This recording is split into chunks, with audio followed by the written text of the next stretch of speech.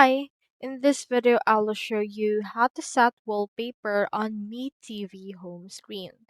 So in order to do that, I have in here an article that can help us how to do it. So for example, you just need to head over first to your remote and make sure to click onto your power button right around here. So click on your power button in order to turn on your TV. Once your TV has been turned on, just click onto this menu icon or to this pentagon icon in order to actually go over to the menu on your home screen.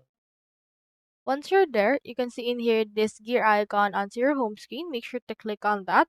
This is actually your settings. So once you're in there, you just need to head over and then select the device preferences in order to get transferred into the actual advanced settings.